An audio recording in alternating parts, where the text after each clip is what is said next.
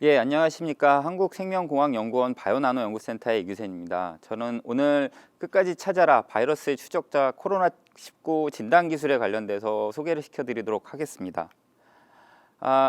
먼저 오늘 발표 순서는 바이러스의 추적자 코로나19의 진단키트에 대해서 말씀을 드리도록 하겠고요. 실제로 그 분자진단과 면역진단으로 개변되는 코로나 진단기술이 어떻게 구성이 되고 있는지, 그리고 이런 것들의 코로나19의 진단 원리는 어떻게 되는지, 그리고 향후에 현재 진단기술이 아니라 앞으로는 어떻게 코로나19를 포함한 신변종 바이러스에 대응을 할 수 있는지에 대해서 말씀을 드리도록 하겠습니다.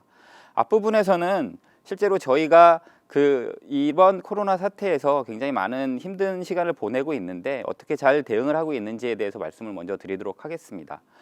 WHO는 21세기를 전염병의 시대로 규정을 하고 있습니다. 실제로 스페인 독감부터 시작해서 최근에 사스, 신종플루, 에볼라, 메르스, 지카, 코로나19까지 굉장히 발생 빈도가 굉장히 짧아지고 있고요. 원인 불명의 바이러스성 감염병을 디지즈 X로 이제 명명을 하고 있습니다. 최근 20년간 신변종 바이러스가 30종 이상 발생을 해서 실제로 감염병이 더 이상 우리가 이제 무시할 수 없는 그런 상황이 돼버렸습니다. 실제로 이전에 신종플루 같은 경우도 치료제가 빨리 개발이 되고 어쨌든 바로 이제 종식이 되는 상황이 됐었는데 이번 코로나 같은 경우는 기존에 알려진 생물학적 데미지, 실제로 글로벌 확진자가 6천만 명을 넘어섰고요. 사망자도 130명까지 이르렀습니다. 이런 거 이외에 경제적 데미지까지 굉장히 심각하게 오고 있습니다. 실제로 저희가 사회적 거리두기를 통해서 저희 생활 자체가 전반적으로 변하고 있는 것을 여러분들도 잘 아실 겁니다. 어제자 한국의 코로나19 감염증 현황입니다. 우리나라 같은 경우는 총 한 34,000명 정도가 감염이 됐고요. 사망자 같은 경우는 526명으로 확인이 됐습니다. 최근에 3차 대유행이라고 해서 약 한 400명에서 500명까지 계속 늘어나는 추세로 돼서 아마도 이번에 겨울에 들어가면서 이런 코로나 감염병이 다시 유행이 되지 않는가 싶습니다. 그리고 여기서 잘 보시게 되면은 감염증이 저희가 이제 진단을 실시를 하고 있는 게 한 6만 건 정도가 되고 있습니다. 그래도 우리나라 같은 경우는 잘 관리가 되고 있는 상황임에도 불구하고 좀 많이 늘어나고 있는데요. 반면에 전 세계적으로 보시면은 미국 케이스만 해도 전 세계적으로 감염률 1위를 보여주고 있고요. 현재까지 누적 진단 테스트 같은 경우만 해도 거의 2억 건에 육박할 수 있는 정도까지 왔습니다. 다른 나라에 비교해서 초반에 우리나라와 중국에서 초반에 많이 생겼지만 현재 한국 같은 경우는 94위로 굉장히 낮은 그런 감염률을 보이고 있어서 굉장히 관리가 잘 되고 있다는 것을 대변하고 있다고 말씀을 드릴 수가 있겠습니다. 이러한 한국의 상황에 있어서는 여러 가지 이슈가 있었겠지만 실제로 K-방역이라고 하는 코로나 관리를 19를 관리할 수 있는 그런 것들에 대해서 굉장히 잘 대처하고 있지 않나 생각이 됩니다. K-팝이라고 대변되는 BTS라든가 K-무비 그리고 K-방역이 이제 최근에 주목을 받고 있는데요. 코로나 진단 키트를 포함해서 여러분들도 지금 마스크가 일상생활화 됐는데 우리나라 이제 마스크도 잘 준비되고 있어서 아마도 이런 것들이 이루어지지 않았나 싶습니다. 이 그래프에서만 보시더라도 실제로 미국 같은 경우는 하루 확진자가 거의 16,000명 그리고 16만 명이죠. 20만 명에 가까워질 정도로 굉장히 늘어나는 반면에 한국은 좀 늘어나고 있는 추세지만 잘 관리가 되고 있다고 말씀을 드릴 수가 있겠습니다. 특히나 예전 감염병 같은 경우는 WHO라든가 미국의 권고를 많이 따르는 반면에 이번 코로나 같은 경우는 국가적으로 자체적으로 어떻게 대응을 잘 하는지 국가 자체의 도메스틱 매니지먼트가 굉장히 중요한 상황이 됐고요. 실제로 질병관리청으로 승격이 된 질병관리본부의 역할이 굉장히 컸고 여기에 국민 여러분들의 협조라든가 여러 가지 과학 기술들의 그런 지원들이 있지 않았나 싶습니다. 특히나 코로나 진단에 있어서 코리아 스타일이라고 하는 새로운 아이디어가 많이 접목이 됐는데요. 우리나라 같은 경우는 개인정보의 문제도 있긴 하겠지만 어쨌든 확진자 동선 관리 그리고 드라이빙 스루 같은 반짝이는 아이디어 그리고 이제 최근에 여러분들 이제 식당이라든가 방문을 하시면은 QR 체크인이라든가 체온 측정 같은 경우는 일상화됐다고 이제 보실 수가 있겠습니다. 특히나 코로나19에서 전 세계적으로 이전과 틀리게 한국의 진단 기술들이 굉장히 주목을 많이 받고 있죠. 여기에 있어서는 한국의 이제 빨리빨리라고 하는 그런 성격이 많이 도입이 되지 않나 싶었습니다. 그래서 1월 10일에 미국에서 처음으로 신종 코로나에 대한 유전자 서열 공개가 됐습니다. 근데 2월 4일 날 우리나라에서 실제로 진단 키트를 긴급 사용 승인을 해서 이제 현장에 배포를 하게 됐는데요. 그 이전에 보시면은 발생한 직후에 질병관리본부에서 실제로 기업을 불러서 진단기기 개발에 요청에 착수를 했습니다. 여기서 보시듯이 우한에서 첫 번째 12월 30일에 코로나19의 첫 번째 케이스가 보고가 됐습니다. 그리고 유전자 서열이 1월 10일에 됐었고 국내 확진자 같은 경우는 1월 20일에 발생이 됐었습니다. 실제로 국내 확진자가 16번 환자가 발생이 됐을 때 우리나라 진단 키트가 개발이 돼서 현장에서 도입이 됐습니다. 이런 그 스케줄을 봤을 때 한국이 얼만큼 빨리 대처를 했는지를 대변할 수 있었던 거라고 생각을 합니다. 실제로 코로나19에 지금도 굉장히 많이 이제 힘들어하고 있지만 어쨌든 이겨내고 있는 상황에서 가장 중요한 거는 아마도 진단, 치료 그리고 예방 이런 기술들의 이제 접목이 되지 않나 싶습니다. 치료제나 이제 백신으로 포함되는 예방 기술 같은 경우 좀 장기적으로 좀 가야 되는 상황이 있겠지만 진단 기술 같은 경우는 실제로 치료제나 백신이 개발되기 전에 빠르게 확진자를 찾아서 잘 차단을 하고 방역 관리를 하게 된다면은 감염병의 추가 전파를 막을 수 있는 굉장히 중요한 기술로 인식이 되고 있습니다. 이런 것들을 목표로 해서 저희 생명공학연구원에서도 자체 TF를 만들어서 진단, 치료, 백신에 대응할 수 있는 구성을 하고 있고요. 제 이후에 이제 말씀해 주실 부분 같은 경우도 굉장히 동물이라든가 영장류를 기반해서 다양하게 대응을 하고 있는 것들이 있었습니다. 특히나 생명연 이제 과기부의 요청을 통해서 감염병 진단 의료기기 협의체를 만들어서 실제로 현장에 계신 의료진이라든가 기업 그리고 출연연, 대학, 병원들이 협력체를 이루어서 진단기기를 빠르게 개발하는 것들을 지원을 하고 있습니다. 코로나19 진단에 대해서 조금 더 자세하게 말씀을 드리겠습니다. 실제로 감염된 이후에 환자가 실제로 감염되고 질병이 이제 진행이 되고 치료가 돼서 이제 확진된 환자가 이제 격리제가 되는데요. 이때 이제 그 환자를 처음에 확진하고 관리하는 데 있어서 굉장히 다양한 진단 기술들이 활용이 되고 있습니다. 현재 저희가 이제 그 면봉을 이제 코 속이라든가 입 속 깊숙이 넣어서 하는 그런 검체 채취 방법이 이제 분자 진단이라고 말씀을 드릴 수가 있겠고요. 우리나라도 이제 최근에 도입이 됐고 이제 진행을 하고 있을 것 같은데 항원항체 반응이라고 해서 실제로 감염이 됐는지 안 됐는지를 추적 조사를 할 수 있는 진단 기술도 이제 있고요. 병원에 가게 되면은 폐 CT라든가 엑스레이를 통해서 코로나의 병변 현상을 판정하는 진단 기술이 있습니다. 그래서 다른 진단 기술에 비해서 분자 진단이나 면역 진단 같은 경우는 실제로 병을 소량의 검체를 채취해서 빠르게 진단할 수 있다는 장점 때문에 널리 활용이 되고 있습니다. 실제로 이런 진단 기술에서는 저희가 바이오마커라는 것들을 사용을 하게 됩니다. 바이오마커라는 거는 지금 감염병 같은 경우는 다양한 감염병에 존재하는 핵산이라든가 DNA, RNA를 검출하는 방식이 되겠고요.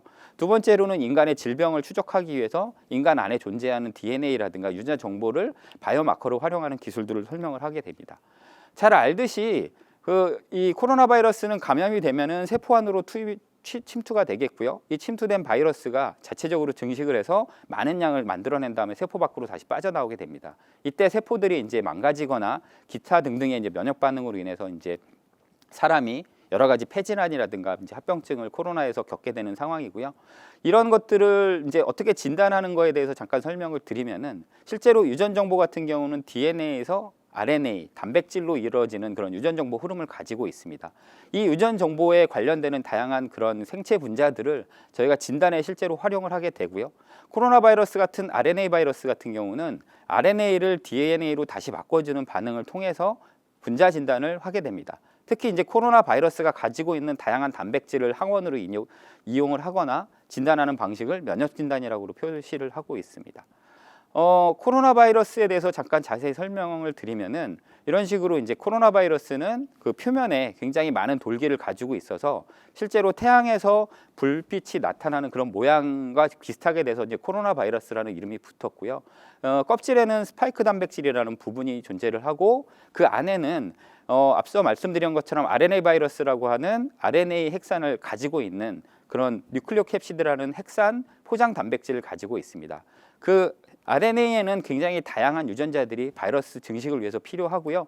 이런 바이러스의 유전자 안에 있는 유전자를 증폭을 함으로써 진단을 할 수 있게 됩니다. 보시는 것처럼 이제 코로나의 분자 진단은 상기도에 검체를 채취를 해서 RNA를 뽑고 그 RNA를 다시 DNA를 만들고 여기에서 DNA를 선택적으로 많이 증폭을 하게 되면은 실제로 감염자 안에서 바이러스가 있는지 없는지 존재 여부를 확인을 하게 됩니다. 이런 것들을 가지고 저희가 이제 그 확진자 동선 관리라든가 다양한 방식을 통해서 주변에 감염 가능성이 있는 부분들을 빠르게 추적하고 그런 것들이 진행이 돼서 실제로 우리나라가 조금 우리나라도 상황이 좀 힘들긴 하지만 다른 나라에 비해서 코로나를 관리를 잘하고 있는 것들이 이러한 진단 기술의 이제 혜택이 아닐까 싶습니다. 실제로 지금 분자 진단에서 쓰고 있는 가장 핵심적인 기술 중에 하나가 PCR이라고 하는 유전자 증폭 기술입니다. 이런 것들을 얼마만큼 빠르게 정확하게 할 수 있는가가 이제 진단 기술의 이제 핵심이 되겠는데요. 여기서 보시는 것처럼 바이러스가 하나만 있더라도 실제로 증폭 기술을 이용을 하게 되면은 유전자 한 번 증폭이 될 때마다 2배씩 증가를 하게 되는데 30회가 반복이 된다고 하면은 처음에 하나 있던 게 2의 30승만큼 증가가 됩니다. 그러면은 바이러스 하나가 있더라도 이런 것들을 확실하게 잡아낼 수 있는 기술이 되겠고요. 이 증폭 시간을 빠르게 당길 수 있는 것들이 앞으로의 진단 기술에서는 핵심 기술이 되지 않을까 싶습니다. 두 번째, 면역 진단 같은 경우는 바이러스에 감염된 인체 같은 경우는 다양한 방식으로 바이러스를 방어를 하게 됩니다. 그 중에 하나가 실제로 바이러스의 특이적인 항체를 만들어내는 항체 면역 반응인데요. 이렇게 코로나 바이러스가 감염이 되면은 체내에서는 코로나에 대한 항체를 만들게 되고 이런 면역 반응을 이용을 해서 진단하는 것들이 면역 진단이라고 생각하시면 됩니다. 그래서 실제로 혈액 중에 코로나 바이러스에 의해서 만들어진 항체가 얼마 있는지를 측정하는 게 항체 진단 키트고 이렇게 만들어진 항체는 실제로 코로나 바이러스를 굉장히 특이적으로 인식할 수 있기 때문에 코로나 항원 진단기에도 활용이 될 수 있는 진단 소재로 활용이 됩니다. 그 중에 하나로 이제 중화항체라고 하는 항체 중에 다양한 항체 중에 중화항체라는 게 있는데 이 중화항체는 실제로 바이러스가 감염이 되는 숙주, 인간의 세포에 결합할 수 있는 수용체에 붙는 부분을 이제 막아주는 역할을 하게 됩니다. 그래서 바이러스에 항체가 붙게 되면 수용체에 붙지 못하기 때문에 감염을 억제를 하거나 하는 방식으로 해서 치료제 쪽에서도 개발이 되고 있고요. 실제로 백신 같은 경우가 이런 중화항체를 만들어주는 역할을 하게 됩니다. 그래서 장기적으로는 백신이 개발이 되면은 중화항체 진단 키트들도 굉장히 많이 개발이 돼야 할 것으로 지금 예상이 되고 있습니다.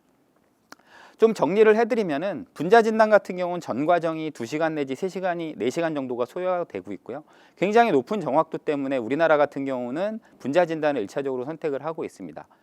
두 번째로는 면역 항체 진단 같은 경우는 전 과정 같은 경우 30분 이내로 굉장히 빠르고 현장에서 별도의 기기 없이 된다는 장점을 가지고 있습니다.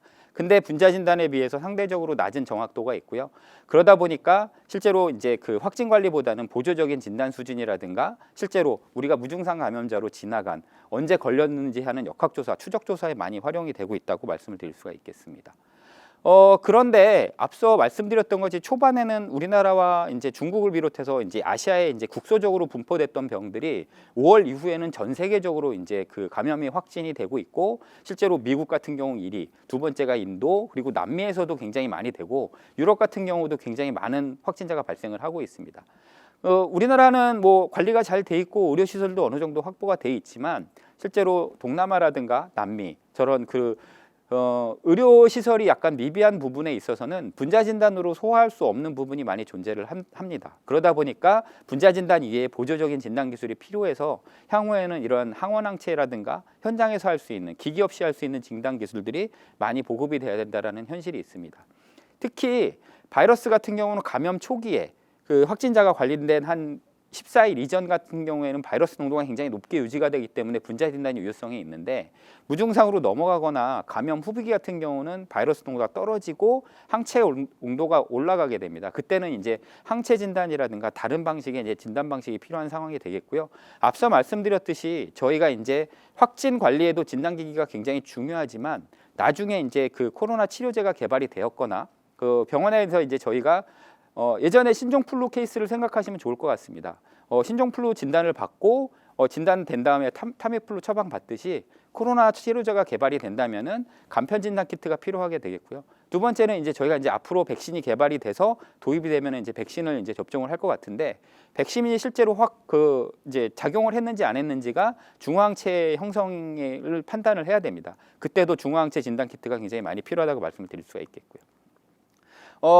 그러한 맥락에서 저희가 이제 메르스 때 굉장히 고생을 해서 질병관리본부에서는 이번에 이제 EUA라고 하는 그 긴급 사용 승인이라는 거 많이 들어보셨을 겁니다. 그래서 진단 키트를 긴급 사용 승인해서 현장에 빨리 투입을 해서 활용을 했습니다. 그래서 초반에 2월 4일부터 시작해서 총 1차에서는 긴급 사용 승인으로 7개사, 그리고 2차 응급 사용 승인에서 9개사가 이제 진단해서 활용이 되고 있고요.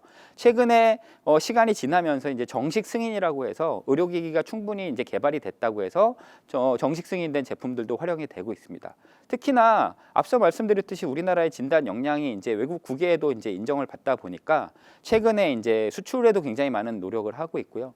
뭐 저희가 예상하기로는 시젠의 올해, 그러니까 대표적인 분자 진단 회사인 시젠의 올해 매출액이 1조에 다다르지 않을까라고도 조심스럽게 예측을 하고 있습니다. 이런 것들이 이제 실제로 진단 관리뿐만이 아니라 경제적인 효과도 창출하는 거 있어서 진단이 얼마큼 중요한지를 대변한다고 말씀을 드릴 수가 있겠습니다.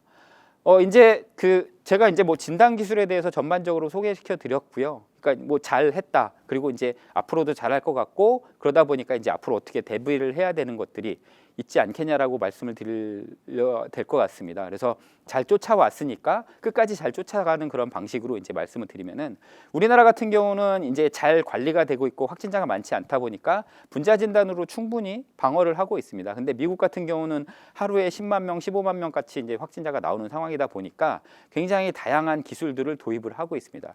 보시는 것처럼 뭐 미세유체를 하는 일체형 장비라든가 초고속 분자 진단이라든가 아니면 새로운 진단법들을 도입을 하고 있는데요. 보시는 것처럼 미국도 2월 4일 우리나라랑 똑같이 긴급 사용 1호 승인이 됐습니다. 그 이후에 우리나라는 이제 분자 진단하고 최근에 정식 승인으로 항원항체가 한 개사씩 선정이 됐지만 미국은 이제 초반부터 이제 등원 증폭법이라든가 항원 진단기 그리고 이제 유전자 가위라고 해서 실제로 이제 치료 쪽에서 많이 쓰는 기술인데 진단 쪽으로 활용해서 유전자 가위 진단이라든가 항체 진단 키트들이 굉장히 많이 도입이 됐고요. 여기서 보시기에는 최근의 이슈인데 예일 대학에서 개발이 된 저희는 이제 그 수압이라고 하는 면봉을 목구멍 깊숙이 넣는 방식을 채택을 하고 있습니다. 그러다 보니까 검체 채취할 때 환자도 불편하고 채취하는 이제 의료진도 굉장히 불편한 상황이 됐는데 미국에서 침을 뱉어서 타액에서 진단하는 방식을 새롭게 도입을 했습니다. 이거 같은 경우는 이제 어떻게 보면 굉장히 편의성이 증가됐다는 기술로 이제 검토가 됐고요. 우리나라에서도 앞으로도 이런 방식이 된다면은 확진 관리 이외에 생활 방역이라든가 대규모 이제 그 확진 관리에는 굉장히 유용한 기술이 될 것 같습니다. 그 이후에도 이제 최근에 겨울이 되면서 독감하고 코로나 동시 진단 키트 이 부분 같은 경우 우리나라도 도입을 해서 이제 승인이 됐었고요. 이런 것들이 계속 개발이 되고 있습니다. 앞으로 이거보다 훨씬 더 좋은 기술, 또 편한 기술, 빠르게 진단하는 기술들이 계속 개발이 될 것 같고 이런 것들이 궁극적으로는 치료제가 백신이 개발하기 전까지의 진단이 추적자로서의 시간을 벌어줄 수 있는 역할들을 충분히 할 수 있지 않을까 생각이 됩니다. 그리고 이런 것들에 있어서 무엇보다 더 중요한 거는 코로나에서 잘 진단을 받고 격리가 잘 되고 관리가 잘 된다고 하면은 심각하기는 하지만 그래도 관리가 가능한 감염병이 되지 않을까 생각을 하고 있습니다.